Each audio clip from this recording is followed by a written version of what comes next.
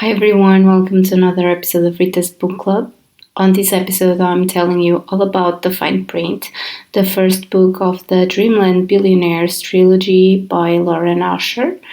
I've learned about this book through a few mutuals on Instagram that read the book and were posting a few reviews.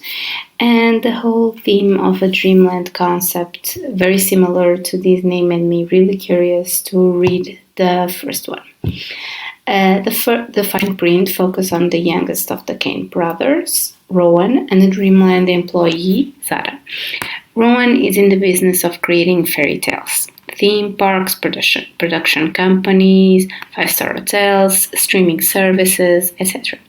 And after the death of his grandfather, he could inherit it all with his brothers. The catch is that he has to renovate Dreamland, the first theme park created by his grandfather. Initially, he decides to hire Zara to help him achieve his goals, but things turn complicated when he kisses her and then uses an alias to text her. By the time he realizes where it goes wrong, it's too late, and he believes that the people like him don't get happy endings, especially when they are destined to ruin them.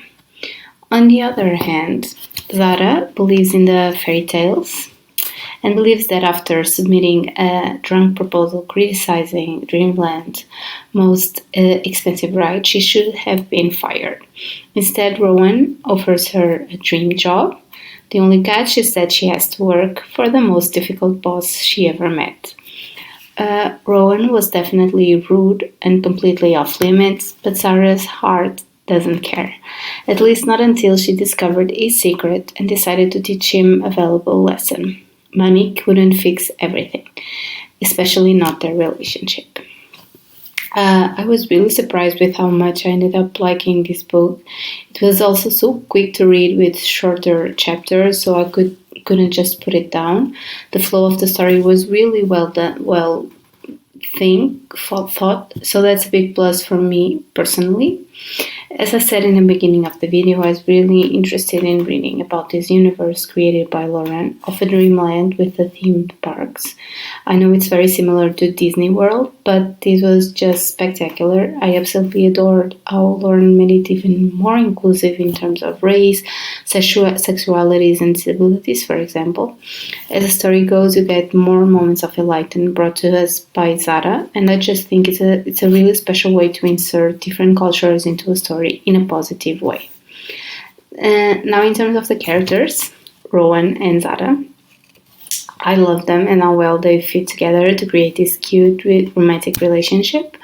Both really needed to grow up and be more understanding, especially Rowan, with the black and white way he saw the world. And I think Zara was a perfect match to his grumpiness and insecurity. Zara was truly like a sunshine, super positive and loved her job, which also brought Rowan out of his dark world and understood that what he was truly passionate about was designing and managing the theme park, keeping the legacy of his grandfather alive. I really loved the ways in which they discussed ideas and concepts for the park, for example. I also thought that Zara was also not just a sunshine, but she also was a person with deep problems and struggles, and with her depression, for example, and I think it was really well done as a character. The only thing that I felt this book lacked was a little more of all the Kane brothers together. I would really have loved to see this trio more times and see the impact of Rowan's realizations about life and love on the other two.